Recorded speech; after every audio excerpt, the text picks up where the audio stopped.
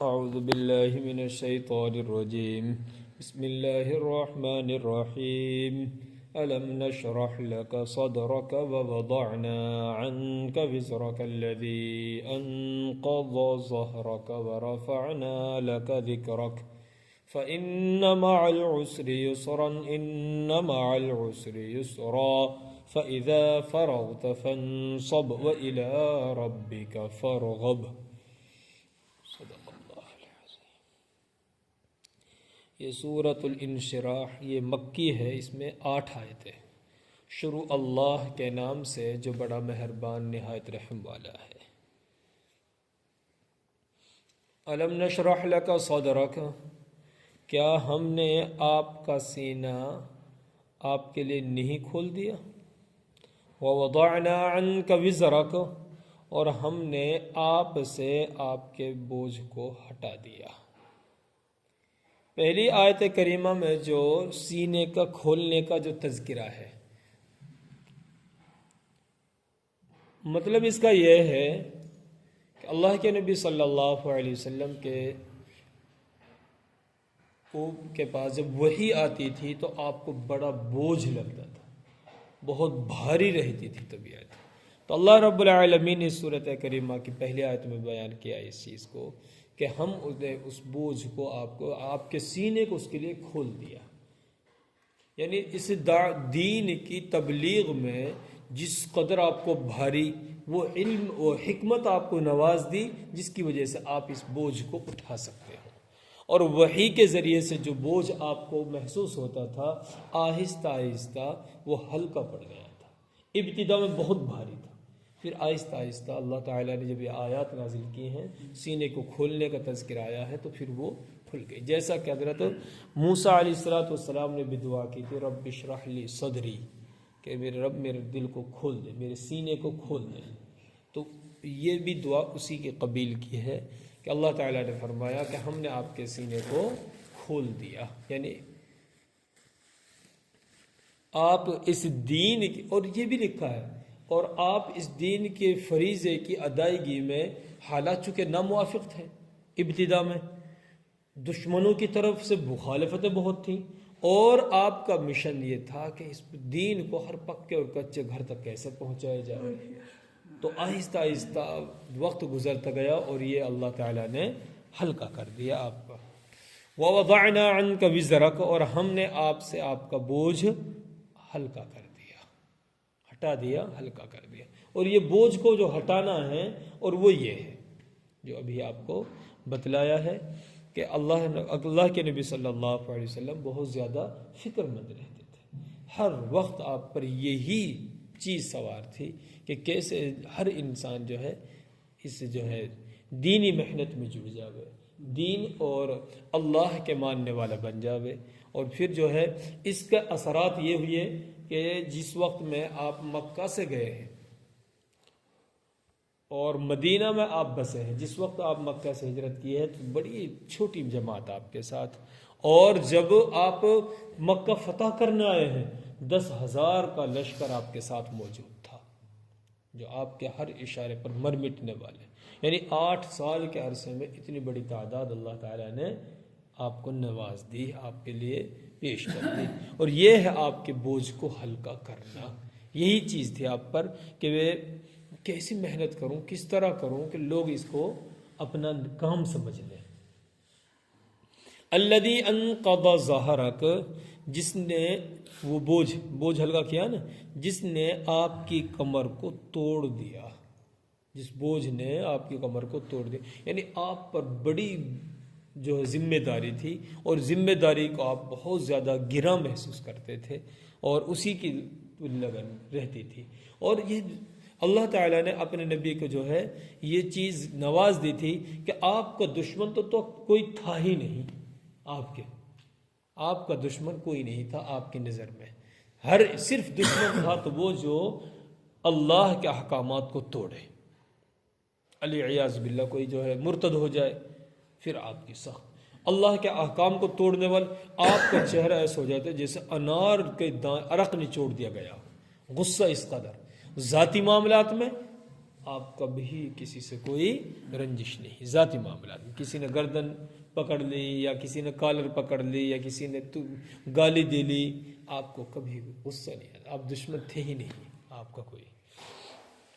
وَرَفَعْنَا لَكَ ذِكْرَكَ، اور ہم نے آپ کے خاطر آپ کا آوازہ بلند کر دیا، آپ کا ذکر، آپ کا تذکرہ، آپ کا نام۔ اور یہ ظاہر ہے کہ اذان میں بھی اللہ کے نبی کا نام، کلمے میں بھی اللہ کے نبی کا نام، اقامت تکبیر میں بھی، نماز پڑھیں گے تو اس میں بھی، خطبہ دیں گے چاہے جمعہ کا ہو، نکاح کا ہو، عید الفطر کا ہو، عید الاضحیٰ کا ہو، ہر خطبے میں اللہ کے نام کے ساتھ جو ہے اللہ کے نبی کا بھی تذکرہ ملے گا۔ حرم میں ہو، حج کے افعال اعمال میں ہو، نحر کا موقع ہو یا مزدلفہ ہو، مینا ہو، عرفات ہو، مکہ کے جو ہے کیے جانے والے اندر اعمال ہوں، ہر ایک میں اللہ کے نبی کا تذکرہ بھی ساتھ میں ملے گا۔ یہ ہے ہم نے آپ کے خاطر آپ کی آوازہ کو بلند کر دیا۔ اور یہ بات بھی تحقیق شدہ ہے کہ لے کے جو ہے، جس مثال کے طور پہ کونے پر فجی وغیرہ ملک آباد ہے، سب سے پہلے صبح وہیں ہوتی ہے، وہاں سے لے کر سب سے لاسٹ میں امریکہ آ جائے، 24 گھنٹہ جو ہے دن رات جو ہے عدلتے بدلتے رہتے ہیں، کچھ گھنٹے کا فرق، کچھ اس طرح سے۔ اور وہاں فجر ہوتی ہے تو امریکہ تک پہنچتے پہنچتے جب شام ہوتی ہے تو 24 گھنٹہ میں ہر وقت اذان دنیا میں گونجتی ہے، حتیٰ کہ فجی سے دوسری صبح طلوع ہو جاتی ہے تو وہاں فجر کی اذان ہو جاتی ہے، تو اس کونے پر بھی فجر کی اذان گزشتہ ہو رہی ہوتی ہے۔ یعنی 24 گھنٹہ دنیا کا نظام ایسا بنا دیا اللہ نے، 24 گھنٹہ یہ آواز، یہ صدا فضا میں گونجتی رہتی ہے۔ اور ہمارے یہی ملک کے اندرون بھی آدھے گھنٹے کا فرق یہاں بھی ہے، یہاں اور ہمارا اور پاکستان کے درمیان میں بھی آدھے گھنٹے کا فرق ہے۔ تو اسی طرح سے فرق ہے پورے عالم میں، اور وہ آواز گھومتی رہتی ہے۔ فَإِنَّ مَعَ الْعُسْرِ يُسْرًا إِنَّ مَعَ الْعُسْرِ يُسْرًا، تو بے شک تنگی کے ساتھ آسانی ہے، یقیناً تنگی کے ساتھ آسانی ہے۔ تو اس کا ترجمہ تو یہ ہوا، باقی اس کا حاصل یا اس کا مطلب یہ ہے کہ اللہ کے نبی صلی اللہ علیہ وسلم پر ابتدا بہت حالات، بہت سخت، اور آپ کے پیروکاروں پر بھی اسی قدر سختیاں، تو اللہ تعالی نے یہ تسلی دی، یہ دلاسا دیا کہ تنگی ضرور ہے لیکن فراوانی بھی ہے، اس کے بعد آسانی ہوگی۔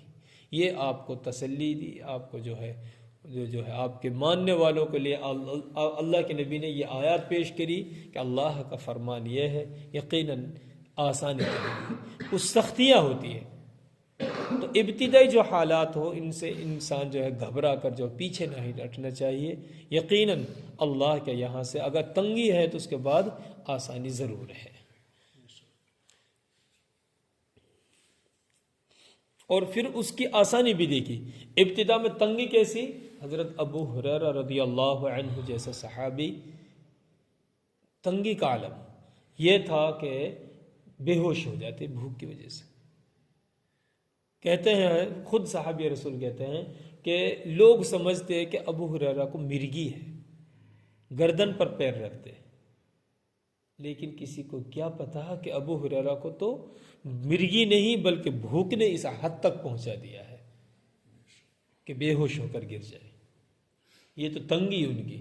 پھر فراوانی کیسی آئی کہ اپنے دور میں حضرت ابو ہریرہ رضی اللہ عنہ کو جو آخری ایام گزرے ان میں خود کہتے کہ ابو ہریرہ تیری کیا شان ہے یا تیری کیا حالت ہے کہ آج تو کتان کے کپڑے سے ناک صاف کرتا ہے۔ یہ عالم بھی ان کے پاس آیا، یعنی فراوانی اس قدر۔ تو انسان کو چاہیے کہ اس چیز کو ہمیشہ خیال رکھے۔ پھر اللہ کے نبی صلی اللہ علیہ وسلم نے یہ ارشاد فرمایا کہ دو یسروں کے بیچ میں ہے تنگی، دو یسروں کے بیچ میں جو تنگی ہے یہ غالب نہیں آئے گی، یعنی ہمیشہ نہیں رہتی دو یسروں کے بیچ. اور یہاں جو ہے یسر پہلے آیا، اس کے بعد لاسٹ میں یسر آیا، عسر بیچ میں آیا ہے. یعنی تنگی آسانی تو ضرور ہے، کسی کو ابتدا میں آسانی، بیچ میں کچھ مشکلات آتی ہیں، آخر میں پھر آسانی ہو جاتی ہے. اور کسی کو کوئی ایسا بھی ہو جاتا ہے شروعات میں جو ہے تنگی ہو جائے، چونکہ عسر بھی پہلے ہے، عسر جو ہے تنگی شروع میں ہے، تو کسی کو ابتدا میں بھی جو ہے تنگی جیسے حالات آ جاتے ہیں زندگی میں. لیکن اتنا نہیں ہو سکتا کہ کسی کی زندگی میں تنگی ہی تنگی رہے، یسر ضرور، اس کے لیے فراوانی کے ایام بھی اللہ تعالی نصیب کرتے ہیں. فَإِذَا فَرَغْتَ فَانْصَبْ، تو جب آپ فارغ ہو جائیں تو آپ فنصب تھکائیے، یعنی عبادت کے اندر اپنے آپ کو تھکائیے، لگائیے، منہمک کیجیے. یعنی یہ جو ہے فریضہ تبلیغ کرنے کے بعد، فریضہ تبلیغ کو انجام دینے کے بعد انسان کو چاہیے کہ اللہ کے سامنے عبادت کرے، اللہ کی بندگی کے لیے کھڑا ہو جائے. وَإِلَىٰ رَبِّكَ فَارْغَب، اور اپنے پروردگار کی جانب راغب ہوئیے، یعنی اپنے تعلقات کو اللہ کی طرف بڑھائیے. اور یہ اس وقت کا بھی واقعہ کہا جا سکتا ہے جب آپ کا کام، آپ کی ذمہ داری پوری ہو جائے تو آپ یہ کیجیے. اور اللہ کے نبی صلی اللہ علیہ وسلم نے پوری زندگی اس کو خیال رکھا ہے، دن میں اللہ کے بندوں پر محنت، تو رات میں پھر جو ہے مصلی پر سوار ہو جاتے. خود صحابی رسول صلی اللہ علیہ وسلم ایک فرماتے ہیں کہ اللہ کے نبی صلی اللہ علیہ وسلم کی رات کی نماز کا عالم یہ تھا کہ میں آیا، میں نے سوچا اللہ کے نبی کے ساتھ نماز پڑھ لیتا ہوں. آپ نے سورہ بقرہ شروع کی، وہ کہتے ہیں میں نے خیال کیا کہ 100 آیتوں پر آپ قیام کریں گے، لیکن آپ نے نہیں کیا. پھر میں نے سوچا سورت کے ختم پر کریں گے، آپ نے نہیں کیا، دوسری سورت شروع کر دی. تو یعنی آپ کی جو اس وقت کی وہ صحابی رسول نماز بیان کرتے ہیں، قریب 5 پارے آپ نے جو ہے تلاوت کی ہے. اس قدر لمبی نماز اللہ کے نبی صلی اللہ علیہ وسلم پڑھتے ہیں.